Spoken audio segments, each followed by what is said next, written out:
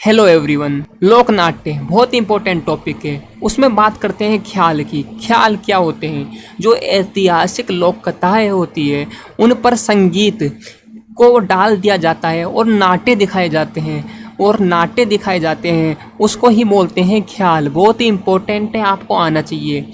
और आपको बहुत बार पूछा भी जाता है जो ख्याल होता है इसका सूत्रधार कौन होता है। ख्याल होता है इसका सूत्रधार होता है, उसको हलकारा बोला जाता है। ख्याल के सूत्रधार को क्या बोलते हैं?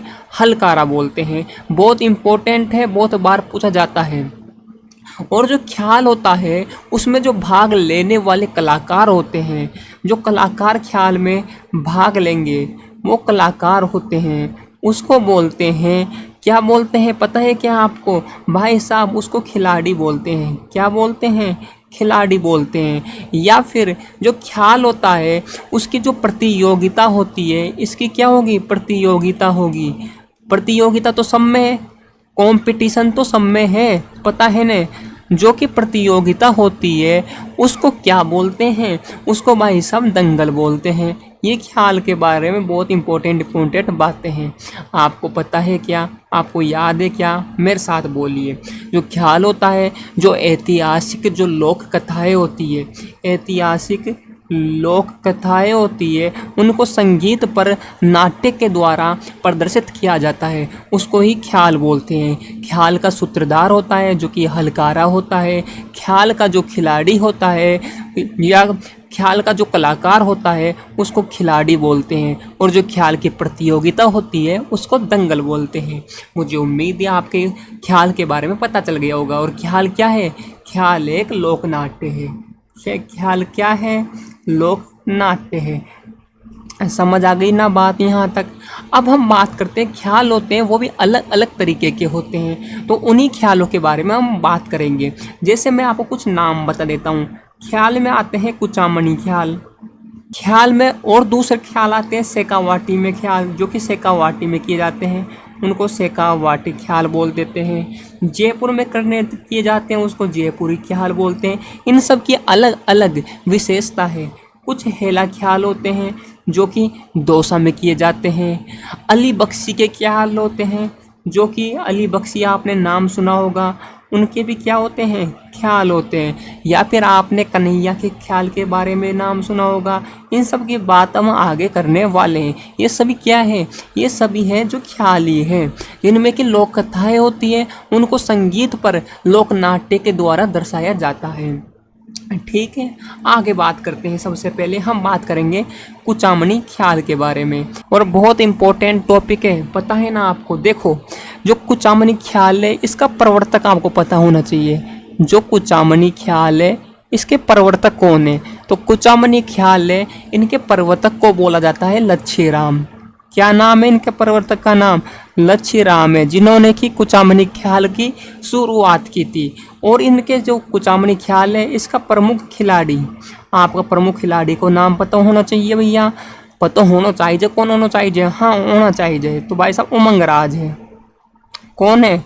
उमंगराज है। ठीक है, अब आपको पता होना चाहिए कुछ बात कि जो लच्छी राम जी है, जिन्होंने कि कुचामनी ख्याल का प्रवर्तक किया था, एक कुचामनी ख्याल है जो बनाया था, इन्होंने कौन कौन सी ख्यालें लिखी थी जिनके ऊपर नाट्य किए जाएंगे? तो उनके नाम आपको याद होने चाहिए। उन्होंने लिखी थी चांद नीलगिरी। क्या लिखी थी? नाम पता होना चाहिए। चांद नीलगिरी की ख्याल। कौन सी ख्याल है? कुचामनी ख्याल है। नाम बोल देगा। राव रेडमल की ख्याल। ये भी कौन सी ख्याल है? कुचामनी ख्याल है। मीरा मंगल की ख्याल। ये भी कौन सी ख्याल है भाई साहब? कुचामनी ख्याल है। ये तीनों ख्याल है कुचामनी ख्याल है, आपको पता होनी चाहिए। अब कुचामनी ख्याल है उसकी कुछ आपको विशेषता भी पता होनी चाहिए कि कुचामनी ख्याल की विशेषता क्या क्या है। पता होनी चाहिए या नहीं होनी चाहिए? बताओ। जी हाँ, हमें तो होनी चाहिए पता। तो भाई साहब कुचामनी ख्याल की कुछ विशेषता भी है। वो विशेषता ये है कि ये होती है ना, जो कि भाई साहब ओपेरा संगीत, कभी आपने सुना है क्या? ओपेरा संगीत हैं? अब एक काम करना, यूट्यूब पर जाना और ओपेरा संगीत को चला कर देखना। बिल्कुल कर्कश टाइप की आवाज़ होती है, उसी में ये बताई जाती है कुचामनी ख्याल। इसका जो प्रदर्शन होता है कुचामनी ख्याल का, प्रदर्शन होता है ना भाई साहब कुचामनी ख्याल का, वो खुले मंच पर होता है। प्रदर्शन कहाँ पर होगा? खुले मंच पर होगा। ये आपको पता होनी चाहिए या याद रखनी चाहिए। जो कुचामनी ख्याल है इसमें भाई साहब स्त्री जो चरित होगी, जो कि स्त्री बनेगी, मैंने वैसे तो स्त्री गलत लिख दी है, लो मैंने सही कर दी। जो कुचामनी ख्याल में जो स्त्री की भूमिका निभाएगा वो भाई साहब पुरुष ही निभाएगा, स्त्री नहीं निभाती है। इसमें पुरुष ही क्या बन जाता है? स्त्री बन जाता है और ख्याल करने लग जाता है कुचामनी ख्याल। अब आपको पता होना चाहिए कि जो कुचामनी ख्याल है इसमें कौन कौन से वाद्य यंत्र का प्रयोग किया जाता है। तो कुचामनी ख्याल के में कुछ वाद्य यंत्र है, जैसे कि ढोल है, पता होना चाहिए, शहनाई है, सारंगी है, ये कुछ वाद्य यंत्र है, इनके बारे में आपको पता होना चाहिए कुचामनी ख्याल के बारे में। और कुचामनी ख्याल के बारे में सबसे इम्पोर्टेंट बात यह है कि जो कुचामनी ख्याल के जो नर्तक होते हैं ना, जो कुचामनी ख्याल को करते हैं, वो ही साथ साथ में गाते भी हैं।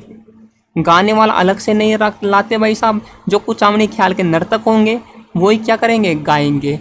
ये कुचामनी ख्याल की कुछ इम्पोर्टेंट बातें हैं, आपको पता होनी चाहिए।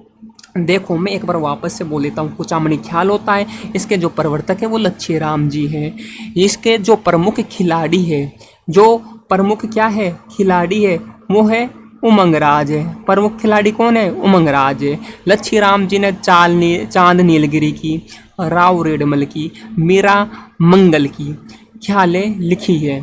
ठीक बात है। कुचामनी ख्याल में ओपेरा संगीत होता है, वैसा संगीत होता है, प्रदर्शन खुले मंच पर होगा। स्त्री चरित्र की भूमिका या स्त्री जो बनेगी वो भी पुरुष ही बनता है। नर्तक ही गाने गाते हैं, ढोल सेनाई और सारंगी वाद्य यंत्र का कुचामनी ख्याल में प्रयोग करते हैं।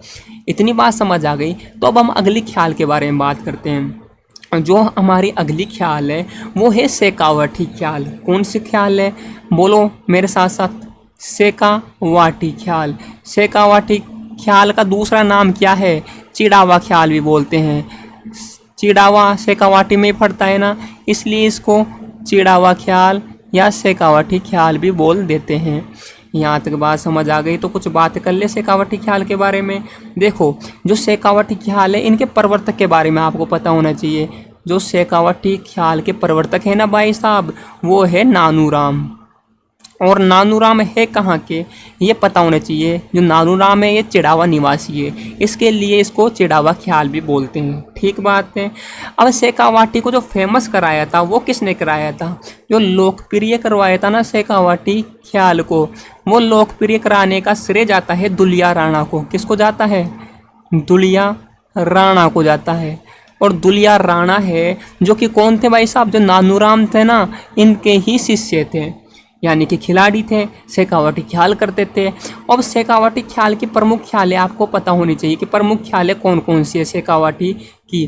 तो आपको नाम याद होना चाहिए थोड़ा बहुत प्रमुख ख्यालें के बारे में। शेखावटी की प्रमुख ख्यालें कौन कौन सी है? तो देखो एक तो नाम आता है हीर रांझा का, ठीक बात है। एक आता है हरीश चंद्र का। अब भाई साहब मैं बोल रहा हूँ ये हरीश चंद्र ये आगे भी आएगी, तो ये भी करते हैं और लोग भी करते हैं, ठीक है ना।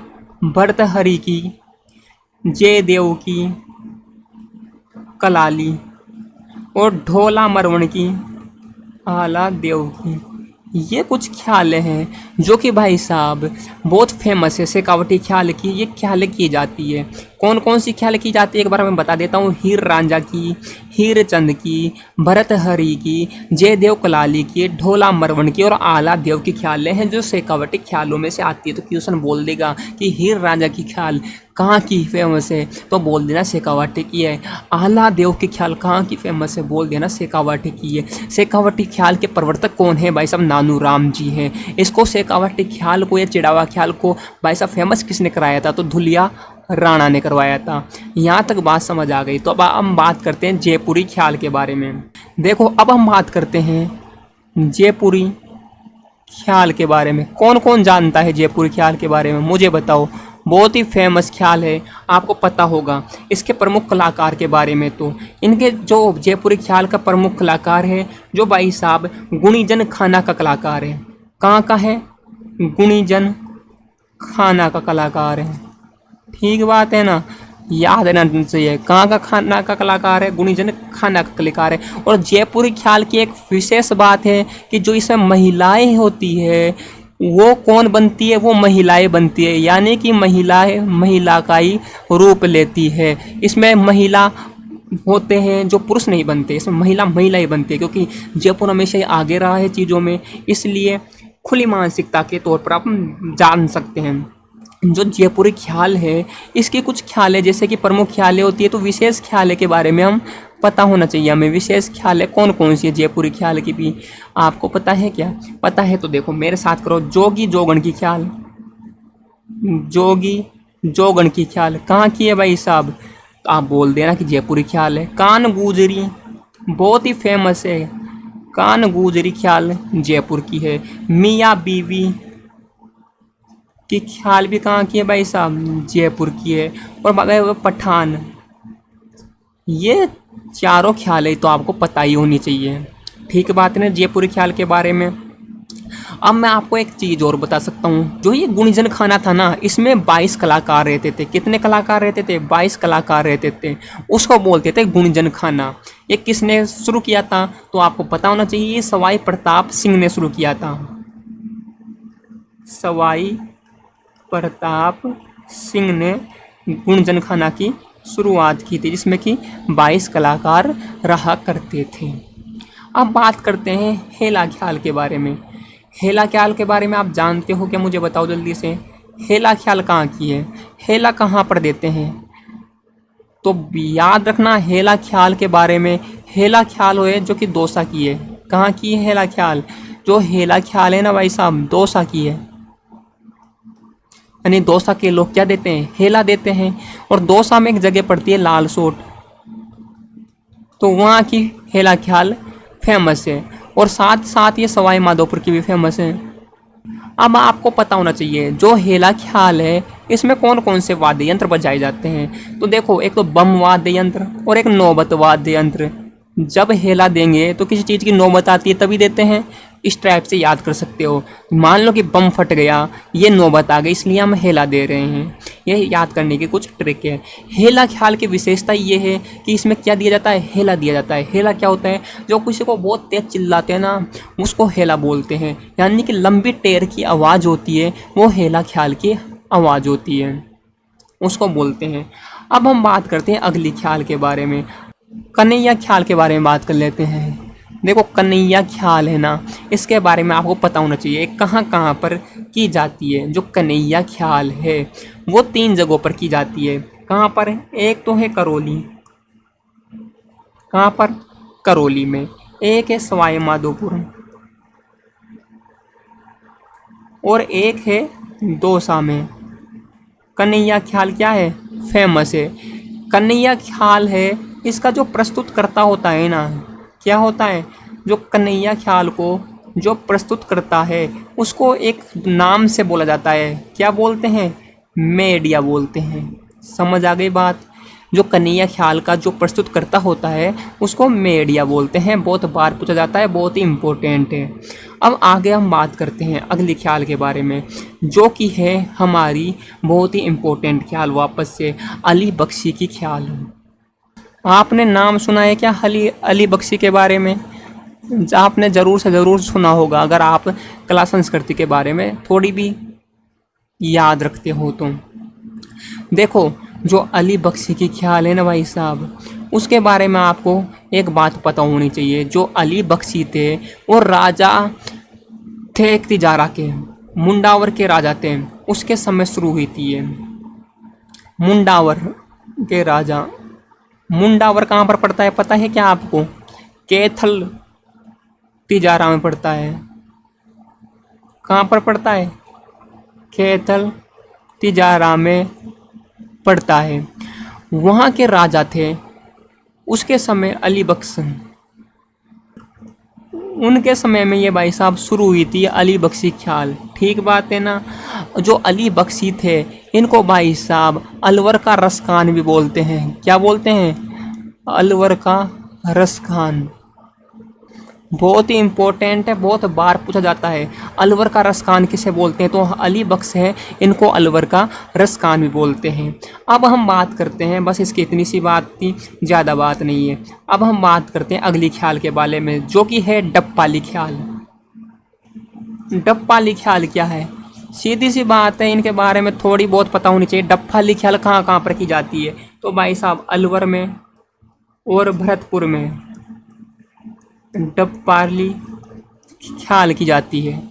अब बोल दे हम अगले बात कर लेते हैं भेंट के दंगल। जो भेंट के दंगल है क्या है भाई साहब? जो भेंट के दंगल है वो कहाँ पर किए जाते हैं? तो भाई साहब वो बाड़ी में, बसेड़ी में। बसेड़ी क्षेत्र कौन सा है पता है क्या आपको? जो धौलपुर का क्षेत्र होता है ना, उसको बसेड़ी क्षेत्र बोलते हैं। वहाँ पर भेंट के दंगल चलते हैं, उसको ही भेंट के दंगल बोलते हैं। थोड़ा सा बात आपको, बस थोड़ी सी बात पता होनी चाहिए भेंट के दंगल के बारे में। कहाँ पर होता है? बाड़ी और बसेड़ी क्षेत्रों में होता है, जो कि धौलपुर में होता है। अब हम आगे के लोक नाट्य के बारे में बात करते हैं। अगला लोक नाट्य है अपना गौरी लोक नाट्य। गौरी या राय लोक नाट्य, जिसके बारे में आपने डांस में भी पढ़ा था या नहीं पढ़ा था मुझे बताओ। गौरी या राय ये डांस भी है और लोक नाट्य भी है, इसलिए तो इसको मेरू नाट्य बोलते हैं। बोलते हैं या नहीं बोलते हैं? हाँ जी बोलते हैं। तो देखो आपको पता होना चाहिए जो ये कौन है। मैंने बताया था ये मेवाड़ के भील जनजाति के पुरुष करते हैं। कहाँ के करते हैं? मेवाड़ के भील जनजाति के पुरुष करते हैं, मैंने बताया था। हाँ जी भाई साहब, इसके बारे में पता होना चाहिए। इसे लोक नाट्य का मेरू नाट्य बोलते हैं।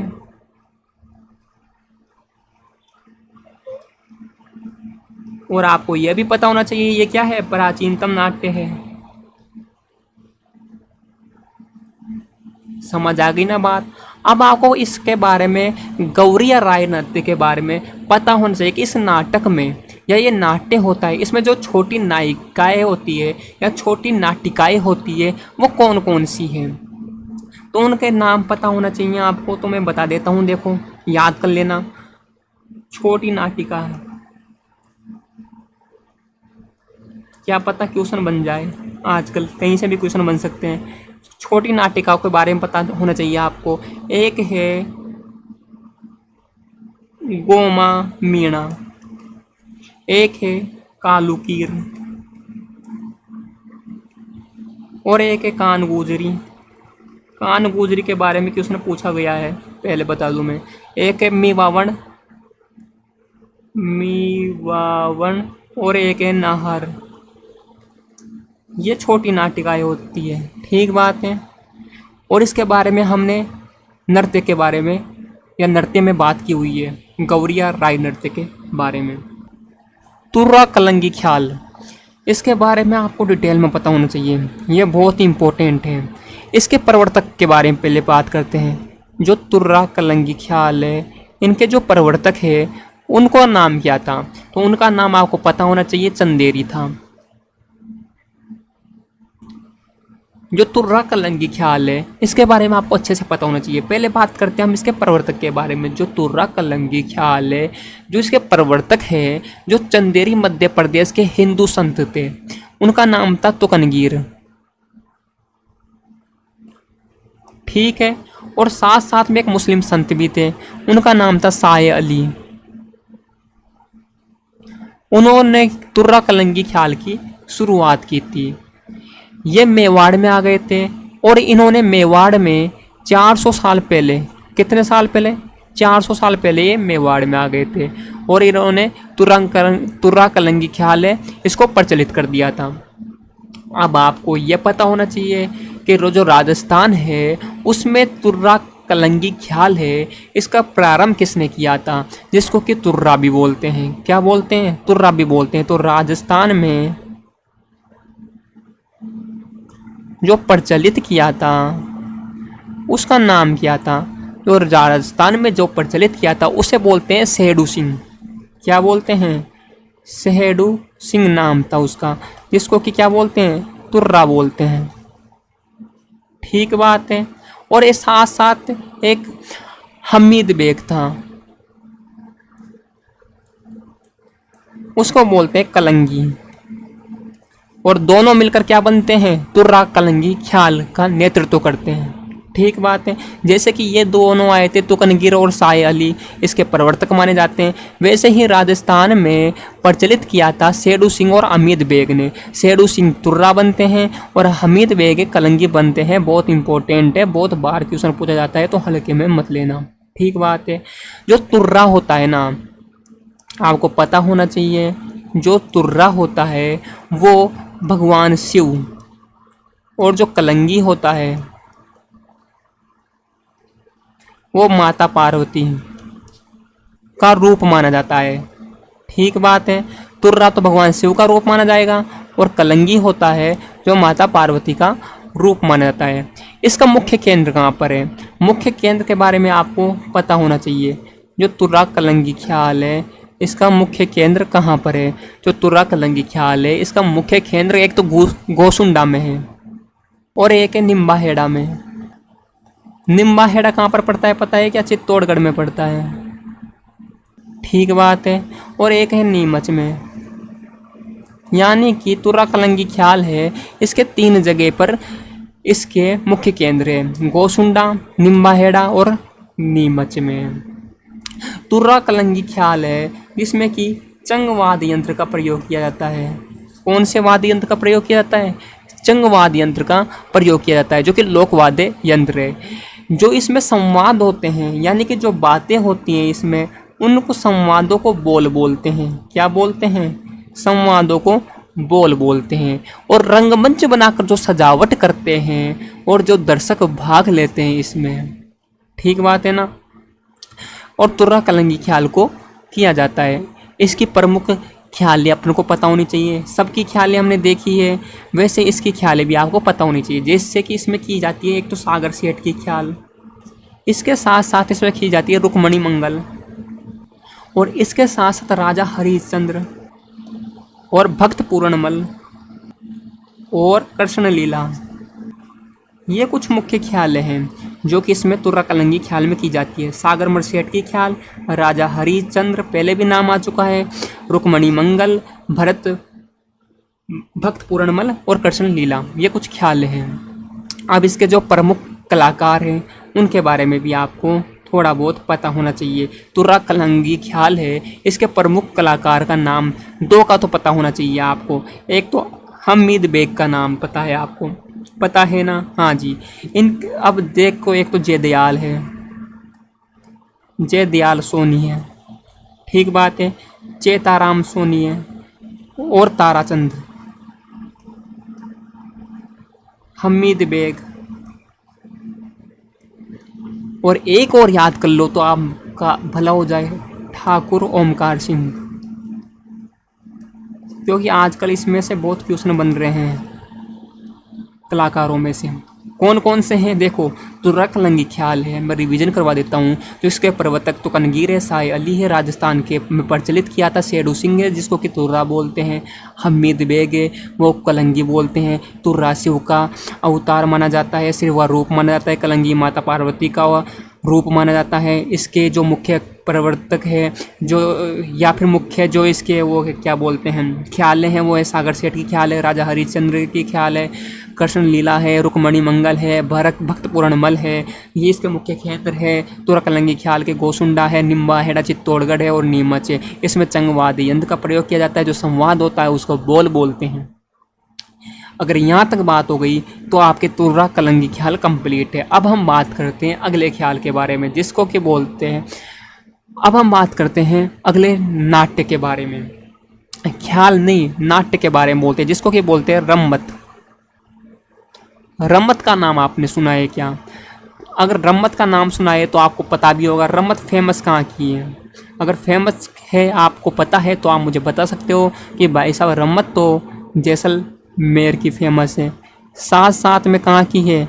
साथ साथ में भाई साहब बीकानेर की भी फेमस है, यानी दो जगह की रम्मत बहुत ही ज़्यादा फेमस है। ये क्या है रम्मत? एक संगीत लोक नाट्य है, संगीत लोक नाट्य है। आपको पता होना चाहिए रम्मत के बारे में। रम्मत का अर्थ क्या होता है? रम्मत यानी कि किसी में रमने वाला, इसका अर्थ होता है रमने वाला। ठीक बात है ना, यानी कि मैं इस चीज़ में रम गया हूँ, ऐसे बोलते हैं ना, उसको रम्मत बोलते हैं। जो रम्मत का मंचन होता है वो भाई साहब खुली कॉलोनी में होता है या बाजार में होता है, बाजार में या फिर खुली कॉलोनी में रम्मत को किया जाता है। यह आपको पता होना चाहिए। ठीक है, बीकानेर में होली के अवसर पर जो रम्मतों का प्रारंभ होता है उसे फक्कड़ दाता की रम्मत बोलते हैं। जो बीकानेर है ना, इसमें होली के अवसर पर प्रारंभ होता है रम्मतों का, उसे बोलते हैं फक्कड़ दाता की रम्मत।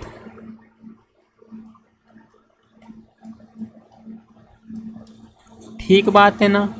अब इसमें एक चीज पूछ लेता है, कई बार पूछनी भी चाहिए और आपको पता भी होना चाहिए कि पाटा संस्कृति क्या है। पाटा संस्कृति के बारे में आप बता सकते हो क्या? तो देखो, जो बीकानेर में जो रम्मत होता है उसका प्रदर्शन होता है ना भाई साहब, लकड़ी के तख्तों पर होता है। तो जो ये तख्ते होते हैं ना लकड़ी के,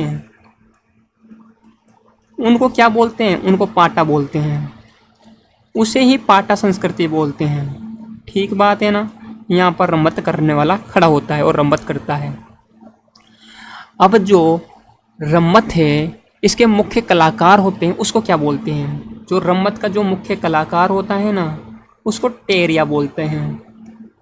रम्मत का जो मुख्य कलाकार होता है उसको टेरी ये बोलते हैं। ठीक बात है। रम्मत खेलने वाले को क्या बोलते हैं? जो रम्मत खेलता है उसको खेलार बोलते हैं। सही बात है ना। अब देखो, एक रम्मत है, वो आपको पता है क्या? हिडाऊ मेरी आदर्श पति पत्नी पर आधारित सर्वाधिक लोकप्रिय रम्मत है। सर्वाधिक लोकप्रिय रम्मत के बारे में आता है तो हिडाऊ है। हिडाऊ क्या है? जो भाई साहब पति पत्नी पर है ना, आदर्श पति पत्नी कैसे रहते हैं उन पर आधारित है। आदर्श पति पत्नी पर आधारित रम्मत है वो हिडाऊ रम्मत है। और कुछ रम्मतें और हैं, वो भी आपको पता होना चाहिए, जैसे कि मैं लिख देता हूँ आपके सामने अगले पेज पर। ठीक बात है ना। कुछ रम्मत के बारे में आपको पता होना चाहिए, जिसमें कि आती है पूरन भक्त, मोर ध्वज, अमर सिंह राठौड़ रम्मत, बारे गुडावरी रम्मत, हिडाऊ मेरीरी रम्मत, राजा हरिश्चंद्र, वापस नाम आ गया ना, राजा हरिश्चंद्री रम्मत, लैला मजनूरी रम्मत है, भक्त प्रहलाद की रम्मत। ये कुछ रम्मत हैं जिनके बारे में आपको पता होना चाहिए।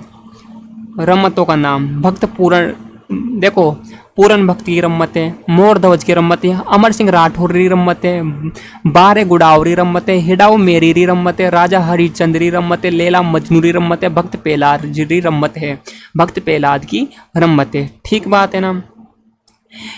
एक है, आपने तेज कवि का नाम सुना है क्या? तेज कवि, जिन्होंने कि ये बोला था, एक कमिश्नर खोल दरवाजा हमें भी जेल जाना है, हिंद तेरा है न तेरे बाप का है, हमारी ज़मीन पर लगाया ये बंदी खाना है, बंदी खाना याद रखना। तो जैसलमेर में तेज कवि ने श्री कृष्णा कंपनी नाम से रम्मतों के अखाड़े का प्रारंभ किया था। तो ये पूछ सकता है आपको, कौन से नाम से शुरू किया था? तो कृष्णा कंपनी नाम से रम्मतों का अखाड़ा तेज कवि जी ने ही शुरू किया था। ठीक बात है ना। और इन्होंने ही स्वतंत्र बावनी रम्मत की रचना की थी। कब की थी? 1943 में की थी। और भेंट किसको किया था? गांधी जी को भेंट किया था। महात्मा गांधी जी थे, उनको इन्होंने भेंट की थी ये रम्मत, स्वतंत्र बावनी रम्मत। अब रम्मत के कलाकार आपको पता होना चाहिए। रम्मत के कलाकार कौन कौन से हैं, बहुत बार पूछे जाते हैं। एक का नाम आता है सुहा महाराज, जो कि रम्मत के कलाकार हैं। एक का नाम आता है फागू महाराज। एक है मनीराम व्यास, सकमल और तुलसीदास। ये है ना जो रम्मत के प्रमुख कलाकार हैं। कौन कौन से हैं? सुहा महाराज है, फागू महाराज है, मनीराम व्यास है, सकमल है, तुलसीदास है। ये सभी हैं जो कि रम्मत के प्रमुख कलाकार हैं, आपको पता होना चाहिए। ठीक बात है ना। रम्मत क्या है? रम्मत एक संगीत लोक नाट्य है।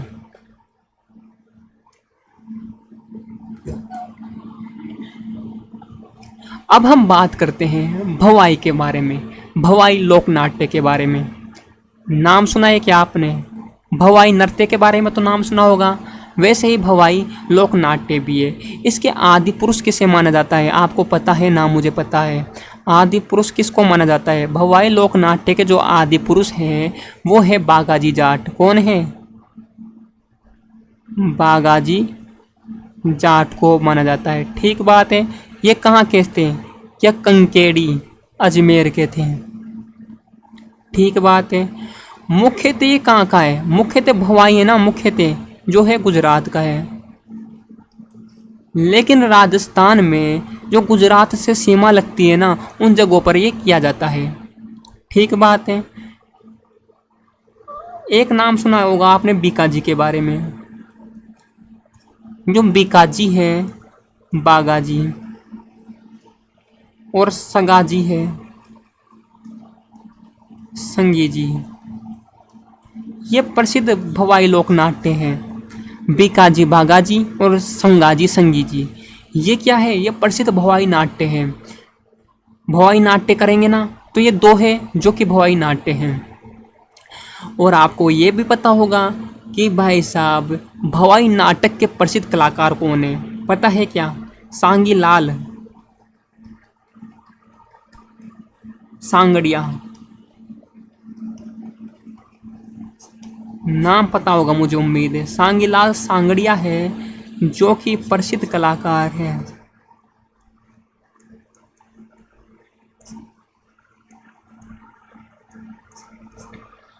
समझ आ गई बात? एक रम्मत शांति गांधी ने भी लिखी थी। शांता गांधी ने भी एक रम्मत लिखी थी। उस रम्मत का नाम आपको पता हो तो अच्छी बात है, जो कि है जसमा ओडन।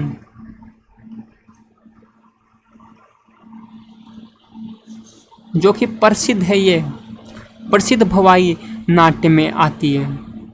रिवीजन करवा देता हूँ। देखो, जो भवाई एक नाट्य है, ठीक बात है। इसके आदि पुरुष बागाजी जाट को बोला जाता है। बहुत बार पूछा जाता है कि भवाई नाट्य के आदि पुरुष कौन है? बागाजी जाट है, जो कि केकड़ी अजमेर से बिलोंग करते हैं।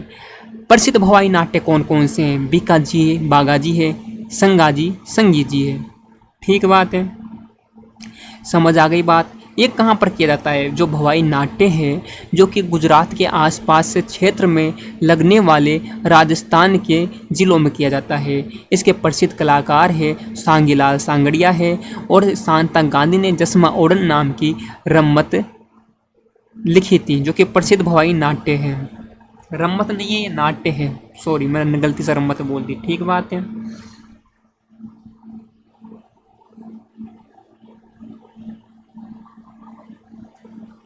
अब हम बात करते हैं कठपुतली नाट्य के बारे में।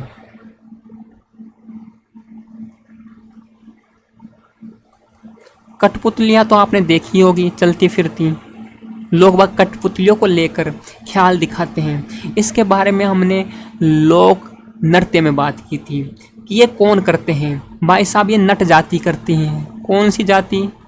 नट जाति करती है या फिर भाट जाति करती है, जो कि कठपुतलियों से नृत्य करवाते हैं और सामाजिक मुद्दों को उठाते हैं। तो आप पूछ लेगा विश्व कठपुतली दिवस कब मनाया जाता है?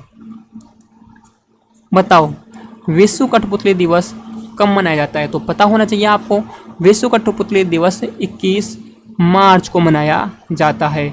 कठपुतली का निर्माण कहाँ पर होता है? कठपुतली का निर्माण एक तो उदयपुर में होता है और एक चित्तौड़गढ़ में होता है।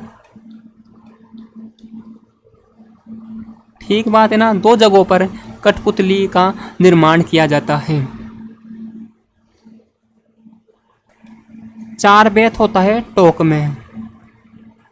ठीक बात है ना, 4 बेत टोक में होता है। इसका प्रारंभ किसने किया था?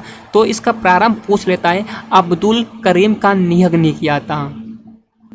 ठीक बात है, 4 बेत का जो प्रारंभ था, जो अब्दुल करीम का निहंग ने किया था, जो कि भाई साहब टोक नवाब फैजुबुल्ला के समय हुआ था। इसमें आपको एक बात याद रखनी है, जो 4 बेत है यानी कि टोक में हुआ था, इसमें जो गायक होता है, जो पात्र होता है, वो डफ बजाता है। डफ वाद्य यंत्र का प्रयोग किया जाता है। और डफ कैसे बजाता है? घुटनों के बल बैठ जाता है और फिर डफ बजाता है।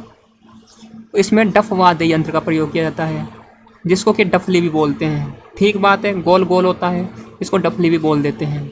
ये 4 बेत के बारे में थी बात। अब हम बात करते हैं तमाशा के बारे में। तमाशा के बारे में हमने सुना होगा। तो भाई साहब तमाशा फेमस है जो कि जयपुर का है। ठीक बात है ना, लेकिन ये मूलतः कहाँ का है? मूलतः ये महाराष्ट्र का है। जयपुर में इसको लाया किसने था? तो आपको पता होना चाहिए कि सवाई प्रताप सिंह के समय जयपुर में तमाशे की शुरुआत हुई थी। ठीक बात है ना, इसके प्रवर्तक जो तमाशा है, इसके प्रवर्तक है जो कि महाराष्ट्र के थे, वो किसको माना जाता है? तो बंशीधर भट्ट को माना जाता है। ठीक बात है, तमाशे का आयोजन होता है जो कि खुले मंच पर होता है, जैसे कि रम्मत का होता है वैसे ही खुले मंच पर होता है, जिसको कि क्या बोलते हैं? इसको अखाड़ा बोलते हैं। ठीक बात है, प्रमुख तमाशों के नाम आपको पता होना चाहिए, जो कि ये जोगी जोगन और जूठन मियाँ, ये 2 तमाशे हैं जो कि प्रसिद्ध तमाशे हैं। तमाशे के कलाकार के बारे में बहुत बार पूछा जाता है और आपको 101% पता होना चाहिए। एक तो गोपजी भट्ट तमाशे के प्रमुख कलाकार हैं, एक है गोपी कृष्ण भट्ट और एक है फूलजी भट्ट। ये तीनों हैं जो कि भाई साहब तमाशे के प्रमुख कलाकार हैं। लेकिन अगर बात आ जाए वासुदेव भट्ट की, भाई साहब इनके तो काम ही खतरनाक है। इन्होंने हीर रांझा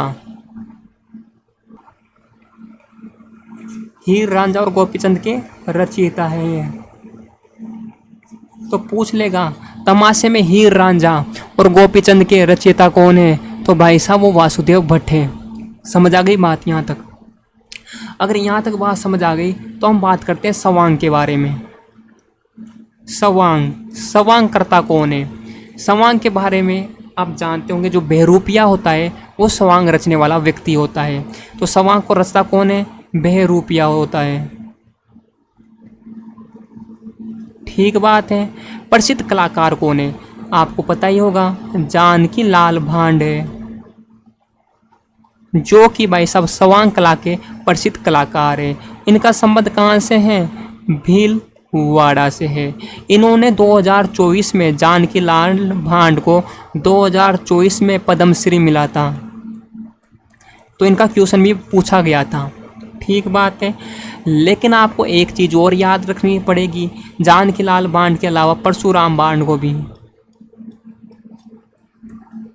परशुराम भांड ये केलवा राजसमंद से हैं और इनका संबंध भी किससे है भाई साहब? बहरूपिया कला से ही है, यानी कि स्वांग से ही है। समझ आ गई बात? अब हम बात करते हैं रामलीला की। रामलीला होती है, इसका प्रारंभ किसने किया था? तो आपने नाम सुना होगा गोस्वामी तुलसीदास जी का। गोस्वामी तुलसीदास है, इन्होंने की रामलीला का प्रारंभ किया था। और मुख्य रामलीला कहाँ की फेमस है? मुख्य रामलीला है जो कि बिसाऊ की फेमस है। बिसाऊ कहाँ पर पड़ता है पता है क्या आपको? बिसाऊ भाई साहब झुंझुनू में पड़ता है। कहाँ पर पड़ता है बिसाऊ? झुंझुनू में पड़ता है। मुख्य रामलीला है जो कि बिसाऊ की फेमस है, जो कि झुंझुनू में पड़ता है। कुछ रामलीला और जगह की भी फेमस है जिसमें कि नाम आता है, मैं यहाँ पर लिख देता हूँ, पाटुदा कोटा की और वेंकटेश भरतपुर की। ये रामलीला भी फेमस है, आपको पता होनी चाहिए कि पाटुदा रामलीला तो कोटा की है और वेंकटेश रामलीला भरतपुर की फेमस है। लेकिन मुख्य रामलीला कहाँ की है? बिसाऊ झुंझुनू की फेमस है। रामलीला का जो शुरुआत है, वो प्रारंभ है, वो गोस्वामी तुलसीदास जी ने किया था। अब अगर रामलीला की बात हो गई तो आपको रासलीला के बारे में पता होना चाहिए। रासलीला, रामलीला में तो राम जी के बारे में बात होती है, रासलीला में भाई साहब भगवान कृष्ण के बारे में बात होती है ना, यानी कि ये भगवान कृष्ण के जीवन पर आधारित होती है। समझ आ गई बात? इसकी उत्पत्ति कहाँ से हुई थी? उत्पत्ति एक संप्रदाय है, आपने सुना होगा, वल्लभ संप्रदाय। वल्लभ संप्रदाय ने रासलीला की उत्पत्ति की थी। वल्लभाचार्य हुए थे। वल्लभ संप्रदाय में कौन हुए थे? वल्लभाचार्य हुए थे। उन्होंने कि भाई साहब रासलीला की उत्पत्ति की थी।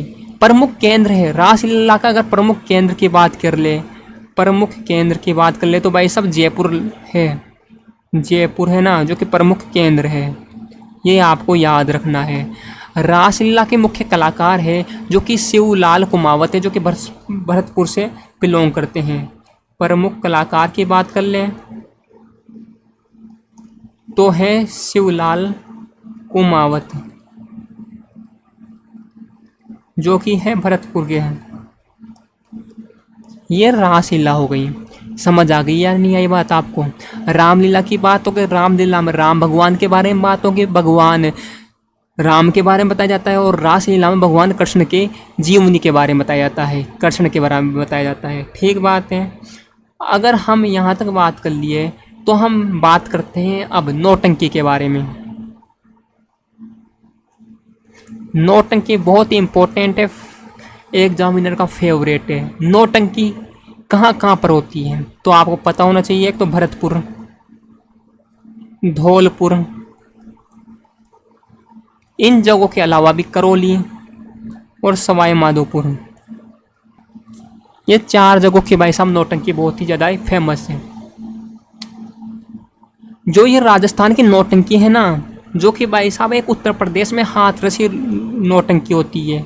उत्तर प्रदेश में हाथरसी नौटंकी होती है, उससे क्या है, प्रभावित है। ठीक बात है। नौटंकी में नाम से पता चल रहा है, नौटंकी, नौटंकी यानी कि इसमें 9 प्रकार के वाद्य यंत्र का प्रयोग किया जाता है।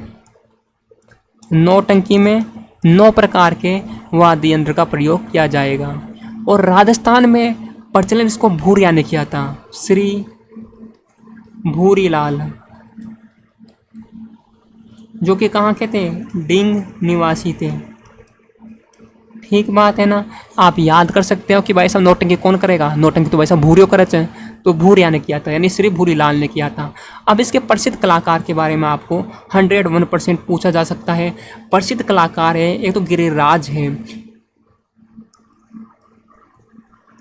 गिरिराज प्रसाद, जो कि कामा से बिलोंग करते हैं। ठीक बात है ना। और एक है रामदयाल शर्मा, जो कि भरतपुर से बिलोंग करते हैं। ठीक है, यहाँ तक बात। नौटंकी में किस किस के खेल किए जाते हैं आपको दिमाग में आ रहा होगा। नौटंकी में खेल किन किन के किए जाते हैं, तो आपको याद रखना है नल दमयंती का, लैला मजनू का, वापस नाम आ रहा है ना तो कंफ्यूज नहीं होना, लैला मजनू का, रूप बसंत का, और राजा भर्तरी का, और राजा हरिश्चंद्र का,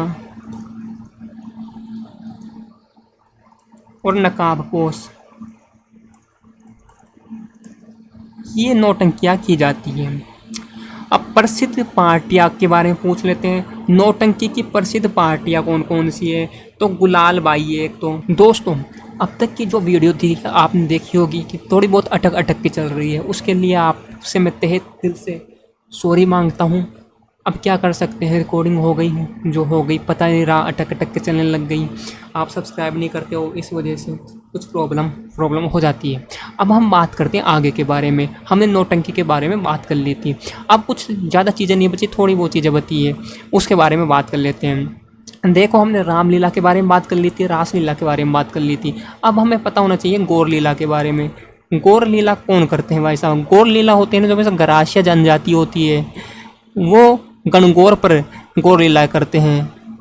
ये आपको पता होनी चाहिए। उसके बाद आती है सनकादिकाओं की लीला।